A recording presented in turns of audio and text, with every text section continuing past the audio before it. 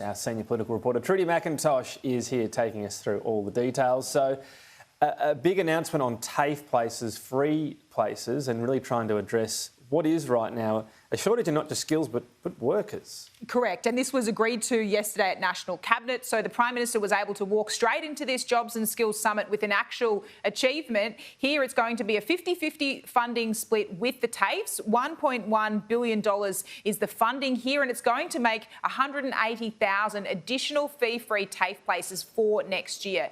The Prime Minister indicating in this address that this won't be the end of the matter, that by the end of the second day of this summit, they're also expecting to have more outcomes on skills.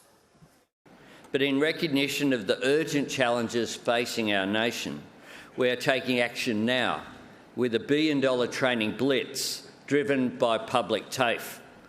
We want to see more Australians gaining the skills they need to find good jobs in areas of national priority.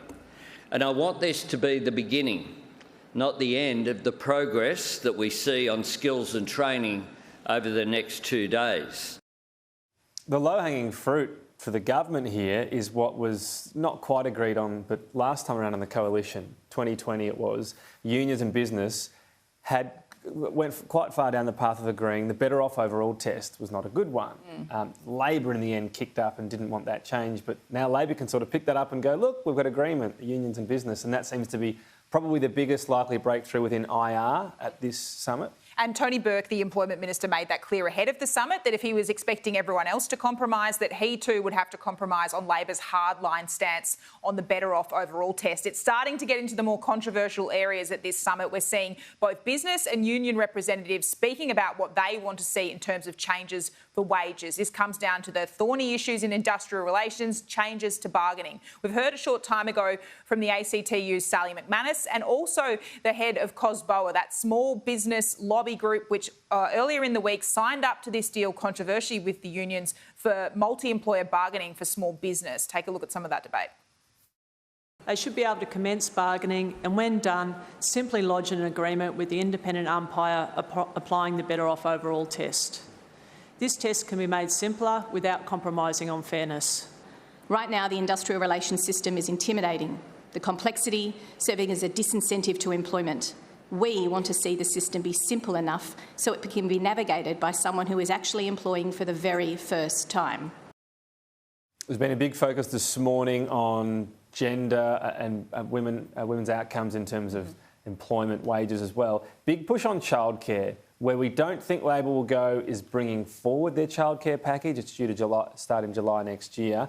I guess we'll see if they're going to be more ambitious down the track, though, and say we can't do it early, but maybe we'll go bigger, whether it's subsidies or something else. Well, he's been pushed on two fronts at this summit this morning. Bringing forward childcare relief. This was raised ahead of the summit by the unions and childcare advocates. They say it should start from January 1. They're tying this into the whole discussion around stage 3 tax cuts. If the government's making that a priority, they should also prioritise bringing forward childcare. Another plank of this today is paid parental leave, a push by the union movement that should be expanded from 18 weeks, which you can get at the moment, to Commonwealth funded for 26 weeks. The Treasurer, appearing on Sky News in the last hour, has indicated on both of those fronts that they just, at the moment, can't afford to pay to bring these two things to the changes that we've seen brought up at the summit. But take a look at that debate. We have one of the most expensive childcare schemes. We can't let this be the legacy for the next generation. By lowering the cost of care for these families, we can free up the equivalent of 44,000 additional full-time workers. There's probably no greater economic opportunity for us as a nation than getting this right. So on that basis, to Michelle's earlier point, we should just get on with it. And what we've said in being upfront with people is that we would like to make room in the budget for as many of these good ideas as we can, but we need to be honest and say that when you've got a budget which is heaving with that $1 trillion in debt that we inherited, you've got to prioritise, you've got to sequence.